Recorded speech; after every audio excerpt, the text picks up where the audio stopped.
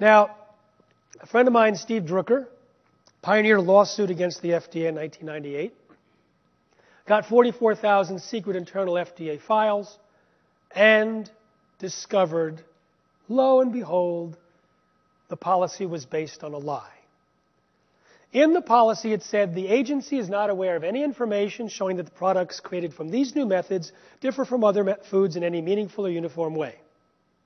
That is the sentence upon which the entire edifice of pro-GM politics is embedded in the U.S. government.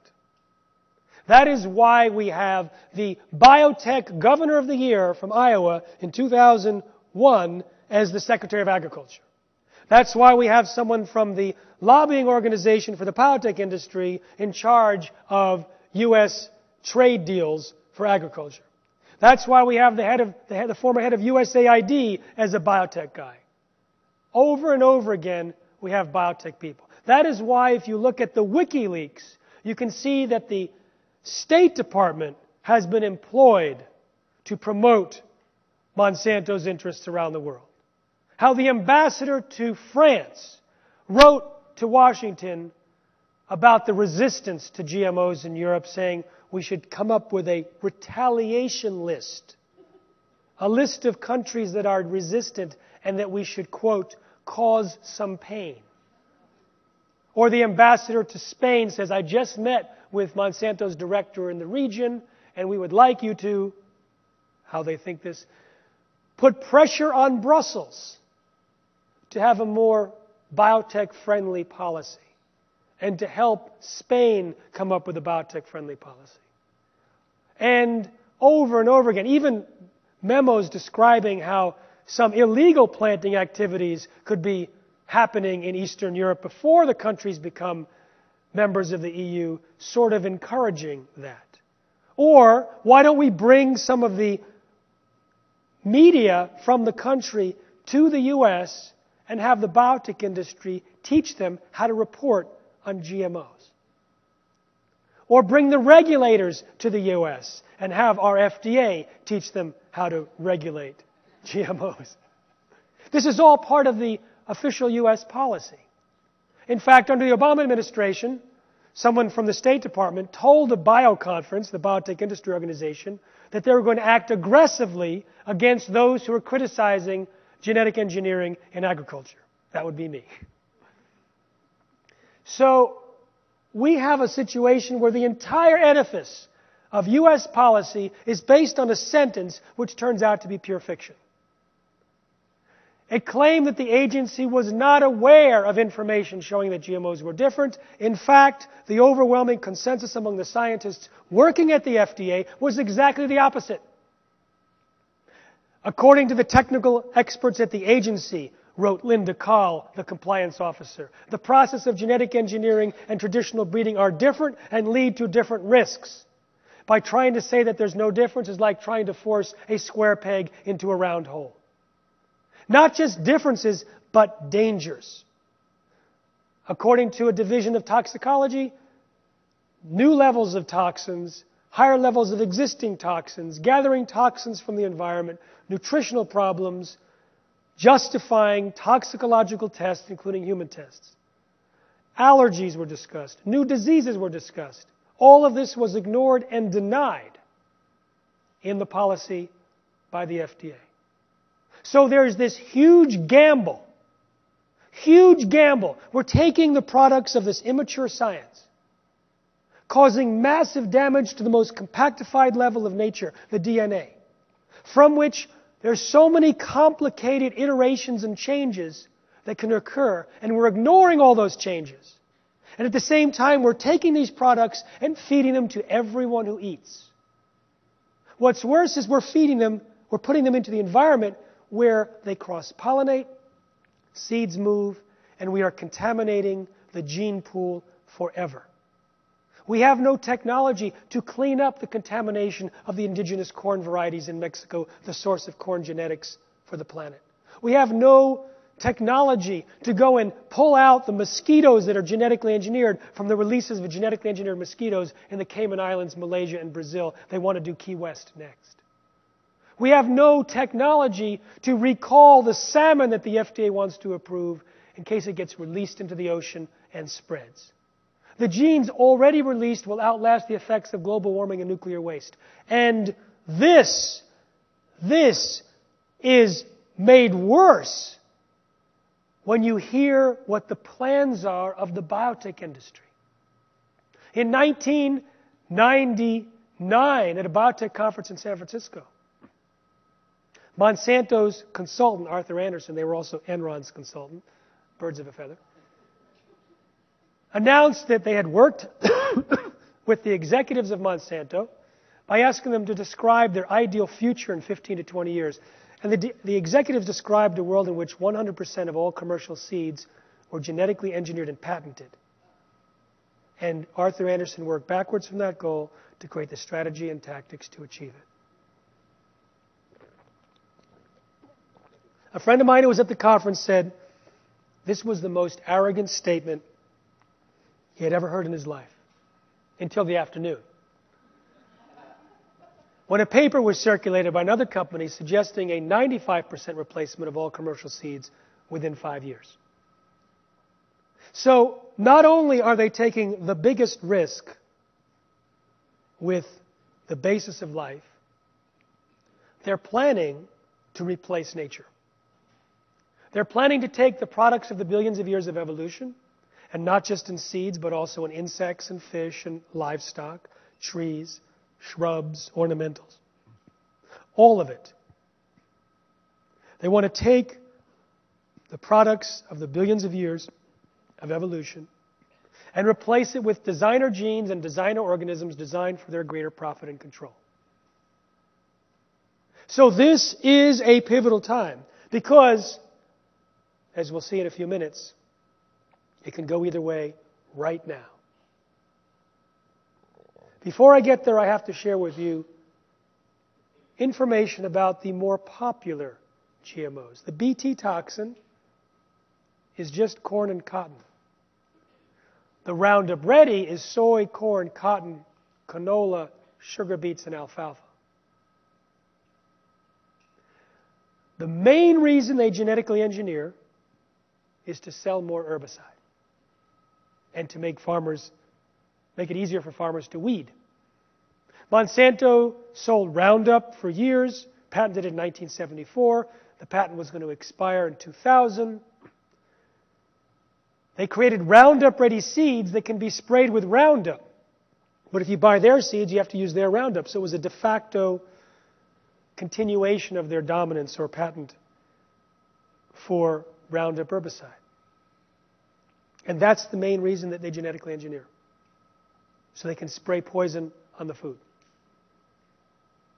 Now, Roundup was patented 10 years earlier as a broad-spectrum chelator. How many people know what chelation means? So you probably have heard of chelation in terms of detox. You take something in, it binds with heavy metals, it ushers it out of the body. Chelation is the binding part. What Roundup does, or its active ingredient glyphosate, it grabs minerals, manganese, magnesium, iron, a lot of different minerals, lots and lots. It's a unique molecule on the planet. It binds with them and makes them unavailable for consumption by plants or animals.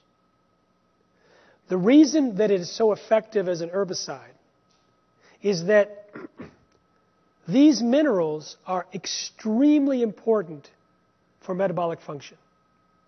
There are so many diseases in humans and animals and plants that are basically mineral deficiencies. Why? Because without that mineral, a whole cascade of processes just sits around and waits. You have all this whole team ready to work for you, and they're just sort of waiting for the delivery of the manganese or the magnesium or something. They can't act without it. So by depriving the plants of the minerals, the plants cannot defend themselves against disease. But that's not all. Roundup also promotes diseases in the soil. It's the diseases in the soil that kill the weaker plants. If you spray Roundup on a crop in sterile soil, it will stunt the plant for lack of minerals, and then after a while, it'll get the minerals back and continue to grow. If you spray it on a plant in field soil, it will be dead.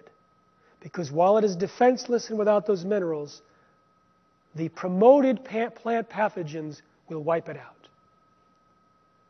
So, the main product that's fed to animals in the United States is Roundup-ready crops.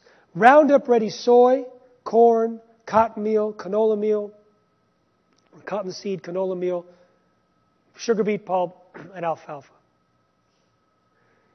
The Roundup-ready crops are also weak and sick. They're not immune to the loss of minerals. The animals that eat these weak and sick plants, we now have a universal deficiency of certain minerals in the cows and the pigs in the United States.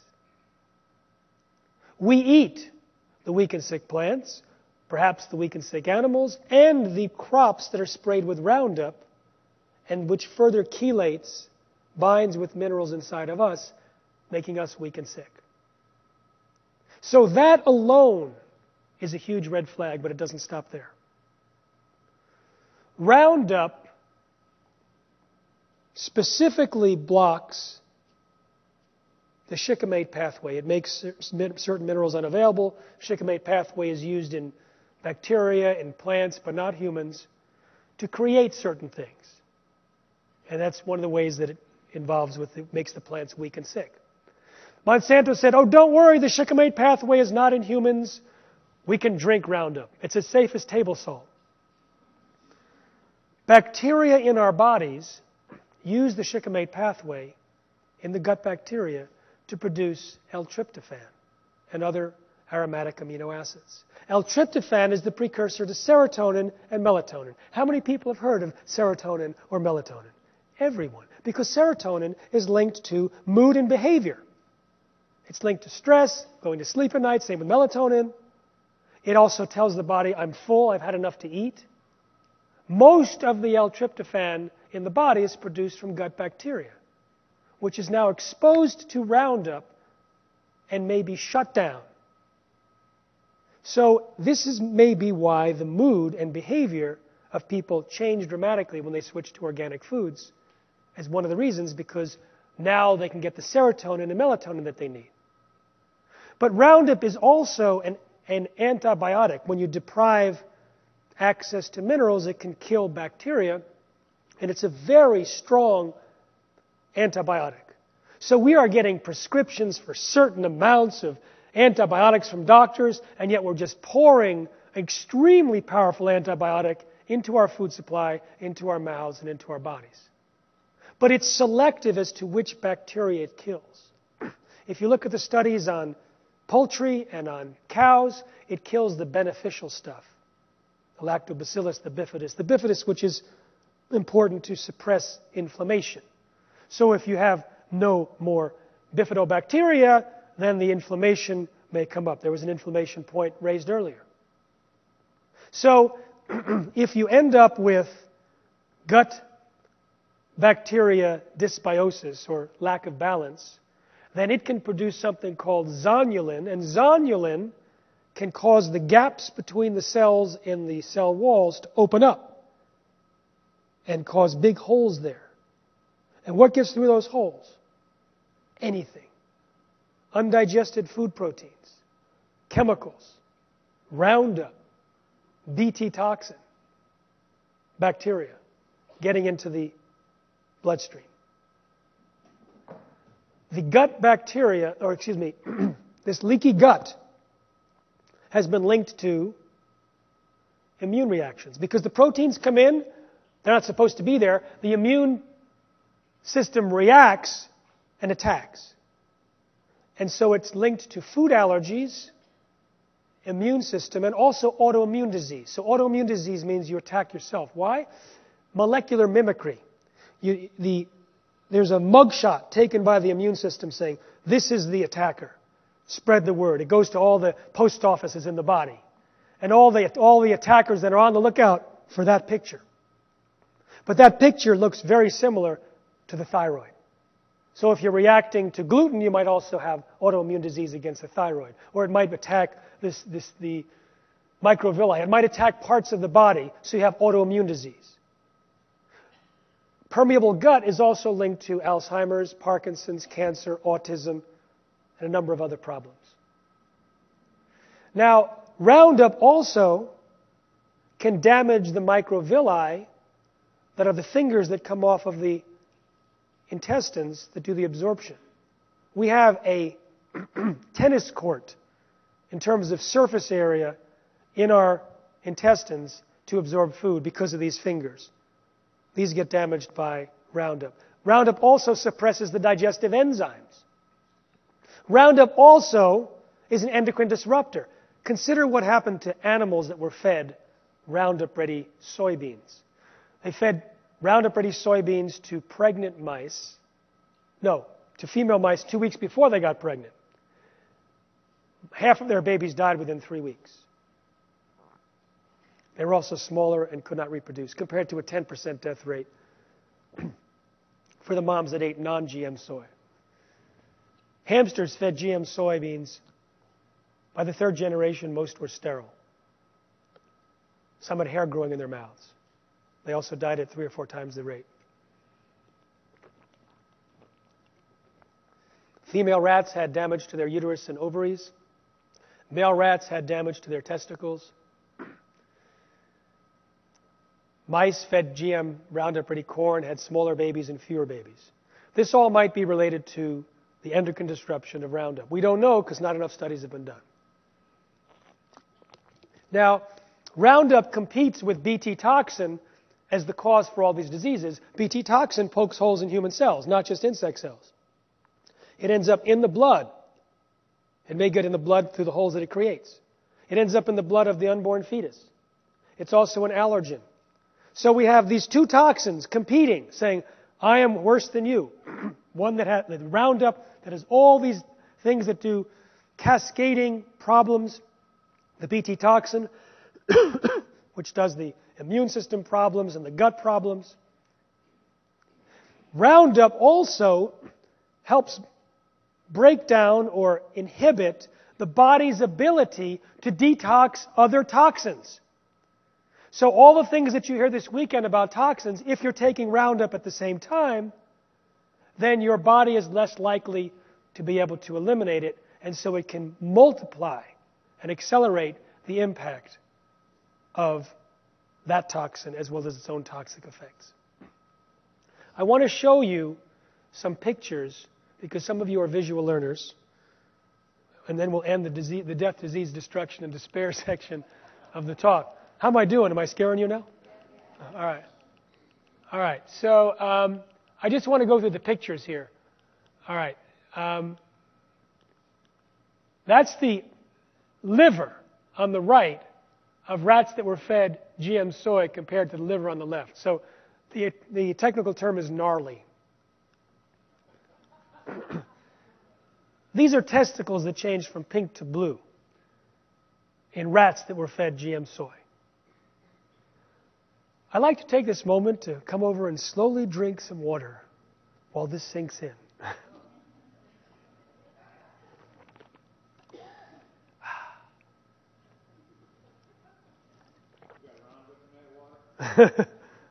Guys, what do you think?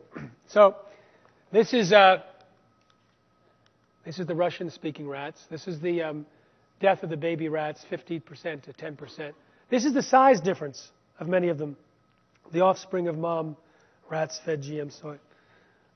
Let's just get some photos here. Okay. These are tumors with rats.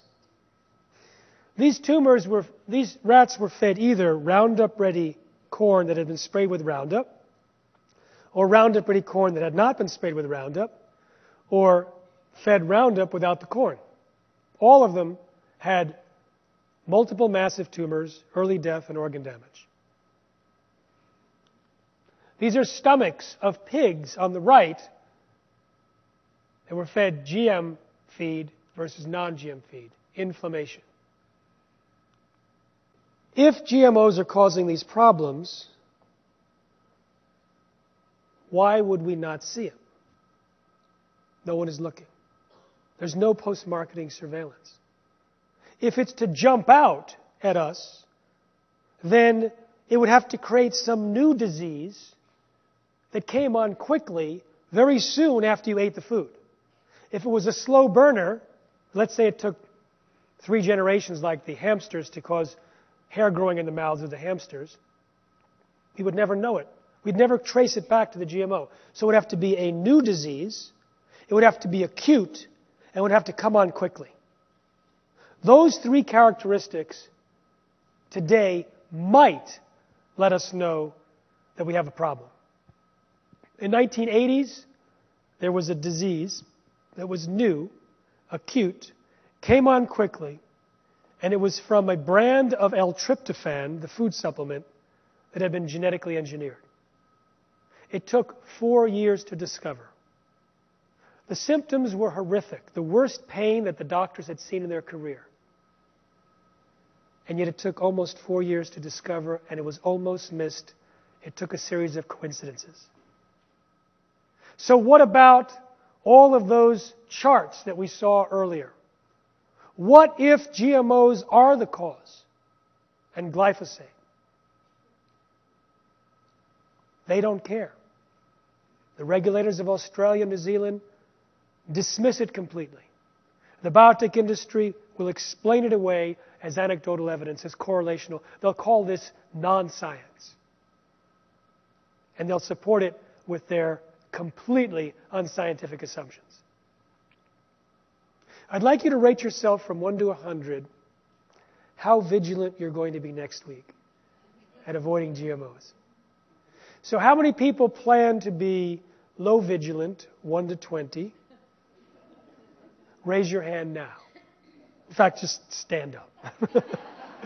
Get in the front here. I got to talk to you. 20 to 40? Anyone? 40 to 60. Thank you. 60 to 80. 80 to 100. So for those that can't see, we have a revolution. It has been a turning point in the digestive lives of this audience. Give yourselves a hand. Rate yourself from 1 to 100 how active you wish to be sharing information about GMOs. Low active, 1 to 20, raise your hand. 20 to 40? No one so far. 40 to 60? A few. 60 to 80? Some. 80 to 100? Nearly everyone. So the same information that changes diet automatically goes viral. Now I can talk to you about the great news. Take a breath. Thank goodness that's over. One more piece of bad news and that's it. I'll save it for later. All right, I'll tell you now. It's what I do. Roundup is now being sprayed on wheat, on barley, on rye, on potatoes, on citrus, on berries as a ripening agent. So if you're going to avoid GMOs, also switch to organic because organic does not allow Roundup. So we have a shopping guide at non-GMOshoppingguide.com and at the iPhone application Shop No GMO. But you're safer to go to organic because even if you buy non-GMO, you still may be exposing yourself to Roundup in high concentrations. Sorry about that.